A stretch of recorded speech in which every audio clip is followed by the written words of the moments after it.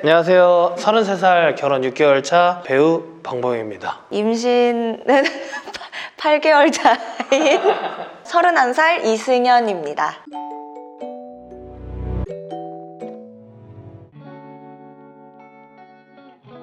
결혼 전에는 공모전 촬영 같은 것도 같이 했었고 둘 다 배우를 하고 있으니까 그래서 실제로 상도 몇 번 탔고 그리고 저희 개인 유튜브에서는 저희 일상이랑 노래도 하고 있어요. 저희 유튜브 이름은 좋을 때다인데 당신과 함께하는 모든 순간이 좋을 때였으면 좋겠다 라는 뜻으로 약간 눈빛이 무서우신데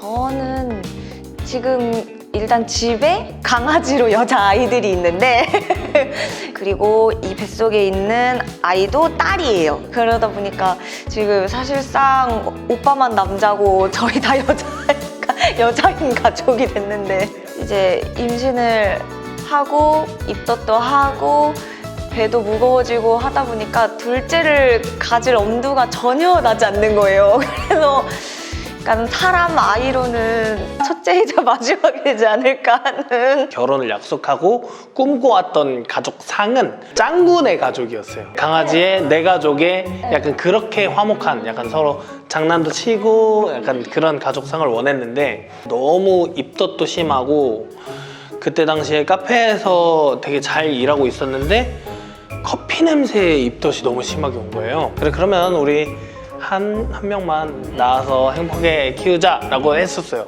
근데 중간에 저희 누가 돌아가셔서 장례식장을 가게 되는데 형제 자매들끼리 이렇게 다 이렇게 케어하는 걸 보고 짱아도 형 자매나 남매가 하나는 있어야 그럴 때 좀 의지하고 그러지 않을까라고 생각을 했었어요. 근데 그때가 7개월쯤인가가 날아다닐 시기래요. 입덧 그때가. 없어지고 네, 배는 좀 덜 나오고 딱 그 시기라고 산책 막 2시간씩 다니고 막 그럴 때 그랬었는데 이제 지금 후기가 되니까 아닌 것 같은데. 또 어떻게 바뀔지 모르지만 현 상황에서는 이제 네 처음이자 마지막 아이가 한 아이로.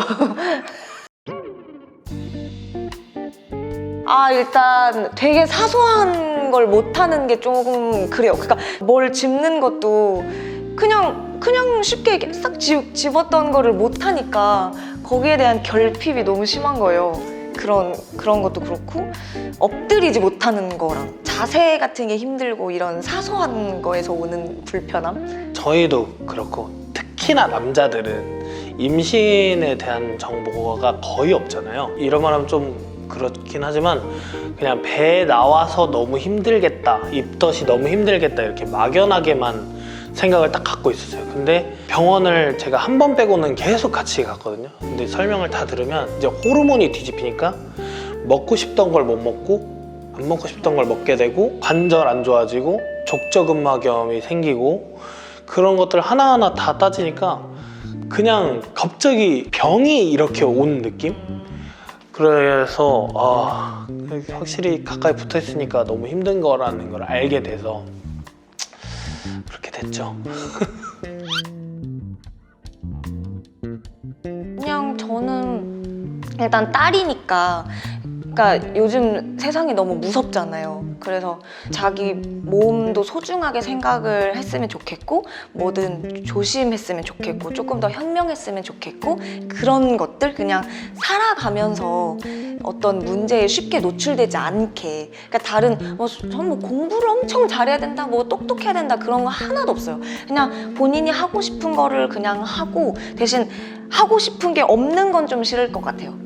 하고 싶은 게 전혀 없고 난 잘 모르겠는데 이렇게 사는 거는 싫은데 그냥 늘 자기가 뭔가 하고 싶은 걸 꿈꾸고 생각을 하되 똑똑하게 이렇게 대처할 수 있는 어떤 그런 것들은 중요하다고 생각해요.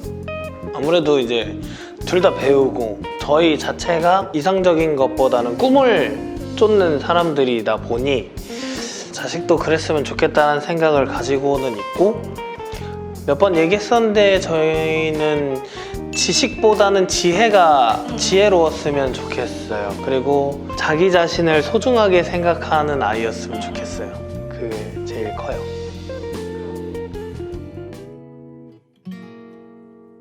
굳이 막 생각해 본 적은 없는데 일단은 기본적으로 몸이 건강해야 내가 할 수 있가 맞나? 몸이 건강해야 뭐든 할 수 있다고 생각해서 운동은 좀 하고 싶다면 보내주고 싶어요.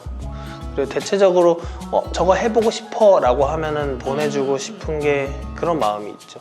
저는 다른 거는 괜찮은데 그래도 피아노는 좀 했으면 좋겠는 게 있어요. 저는 4살 때부터 초등학교 5학년 때까지 피아노 학원을 좀 강제적으로 다녔었어요. 근데 그게 나중에 물론 제가 이제 뮤지컬 배우라는 직업을 선택하면서 도움이 많이 됐던 거겠지만 그래도 이렇게 살면서 음감이라는 게 있고 좀 이렇게 그런 능력치가 조금 쌓여 있다는 건 좀 많은 도움이 됐던 것 같아요. 그래서 피아노 학원을 짧게라도, 너무 싫어하면 짧게라도 조금은 다니는 게 좋지 않을까 하는 생각은 있어요.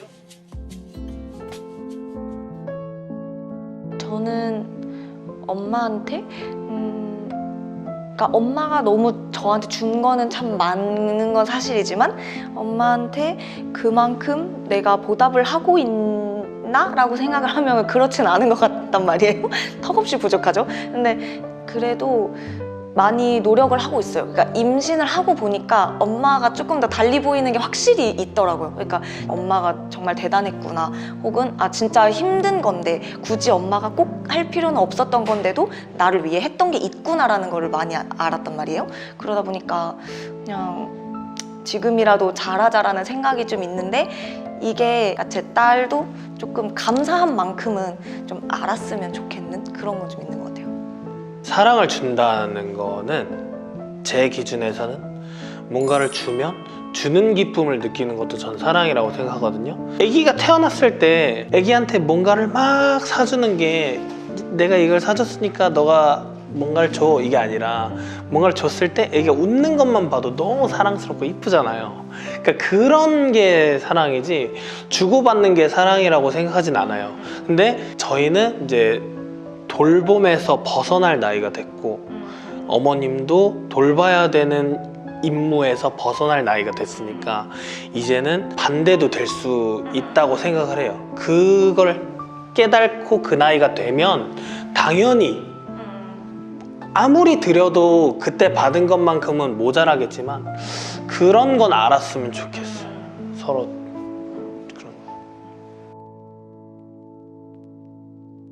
근데 사실 저는 그렇지는 않아요. 저는 엄마가 저나 제 동생을 위해서 너무 큰 희생을 했다고 생각을 해요. 근데 사실 그게 의무도 아니고 누가 그렇게 하라고 법으로 정한 것도 아닌데 좀 속상할 때도 있어요. 그렇게까지 할 필요가 있었을까? 맘졸이면서 뭐 제가 조금이라도 늦으면 그거에 대해서 막 화가 나고 불안하고 얘가 어디서 사고를 당하지 않았을까? 이런 걱정이 너무 심했던 사람이니까 이제 그런 거에서 더 빨리 자유로움을 좀 얻고 본인의 삶을 찾아갔어도 좋았지 않을까 하는 생각이 있어요. 근데 뭐 그렇다 해서 제가 나는 얘는 대충 키울 거야, 나는 얘 걱정 안 할 거야 이건 아니지만 그냥 그런 자유로움이 많이 없었던 게 아닐까 우리 엄마는 그런 생각.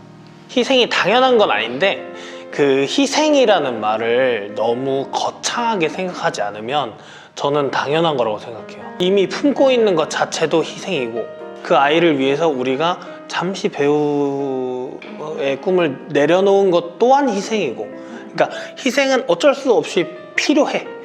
당연한 건 아니지만 누구나 크건 작건 희생하고 있다고 생각해요. 근데 이게 부모를 대하는 거랑 자식을 대하는 건 너무 다를 수밖에 없어. 저희 어머니가 외할머니가 아프실 때 이제 어머니가 엄마 아프면 내가 다음 주에 시간 나니까 그때 가서 뭐 같이 뭐 이렇게 해줄게 케어해줄게 이랬는데 그 얘기를 하고 나서 어머니가 그 생각이 들었대요. 내가 자식이었으면 바로 갔을 텐데 이 생각이 딱 들었대요.